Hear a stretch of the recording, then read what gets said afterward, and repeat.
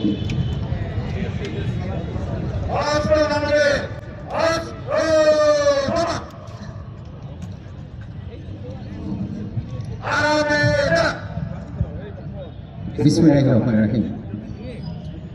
মহান বিজয় দিবস 2025 উদযাপন উপলক্ষে আয়োজিত অনুষ্ঠানে উপস্থিত বীর মুক্তিযোদ্ধাবৃন্দ এবং তাদের পরিবারের সম্মানিত সদস্যবৃন্দ, আমন্ত্রিত অতিথিবৃন্দ, সরকারি এবং বেসরকারি প্রতিষ্ঠানের সম্মানিত কর্মকর্তা ও কর্মচারীবৃন্দ, সম্মানিত শিক্ষকবৃন্দ, বিভিন্ন রাজনৈতিক দলের নেতা নেত্রী এবং কর্মীবৃন্দ, স্নেহের ছাত্রছাত্রীবৃন্দ, সম্মানিত ভদ্র মহিলা ও ভদ্রজন, প্রিন্ট ও ইলেকট্রনিক মিডিয়ার সাংবাদিক সহকর্মীগণ, সম্মানিত সুধী মণ্ডলী, আসসালামু আলাইকুম, শুভ সকাল।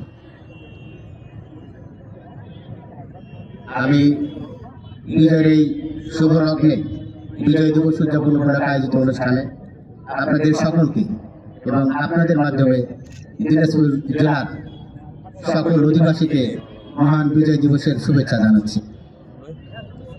বিজয়ের এই আনন্দঘন পরিবেশে গভীর শ্রদ্ধার সাথে স্মরণ করছি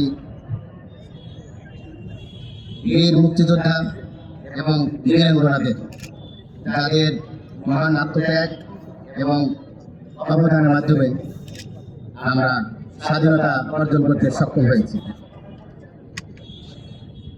সেই সাথে শহীদ বীর মুক্তিযোদ্ধাদের সকলের আত্মার মাগফিরাত কামনা করছি। আমাদের মাঝে যে সকল বীর মুক্তিযোদ্ধাবৃন্দ বেঁচে আছেন তাদের দীর্ঘায়ু এবং সুস্থতা কামনা করছি। 1757 সাল থেকে শুরু করে আজ পর্যন্ত যারা বাংলাদেশের জন্য, দেশ মাতৃকার জন্য পরিশ্রম করেছেন, কাজ করেছেন, জীবন উৎসর্গ করেছেন, তাদের সকলের অবদানকে শ্রদ্ধার সাথে স্মরণ করছি। সম্মানিত উপস্থিতি, আমরা সকলে জানি স্বাধীনতা অর্জনের চেয়ে স্বাধীনতা রক্ষা করা কঠিন। স্বাধীনতা রক্ষা করতে হলে দেশপ্রেম প্রয়োজন, চেতনা ধারণ করে পরিশ্রম করে সামনে অগ্রসর হওয়ার জন্য প্রতিজ্ঞাবদ্ধ হওয়া প্রয়োজন। সম্মানিত উপস্থিতি, আসুন আমরা সারা দেশের মতো দিনাজপুর জেলাতে আমরা নিজেরা আমাদের শ্রম, সাধনা, ধ্যান এবং বুদ্ধিমত্তার দ্বারা পরিশ্রম করে একটি মানবিক ও আদর্শ দিনাজপুর জেলা গঠনে নিজ নিজ জায়গা থেকে ভূমিকা পালন করি। সেই সাথে একটি মানবিক এবং আদর্শ রাষ্ট্র হিসেবে গড়ে তোলার জন্য সকলে নিবেদিত প্রাণ হয়ে কাজ করি।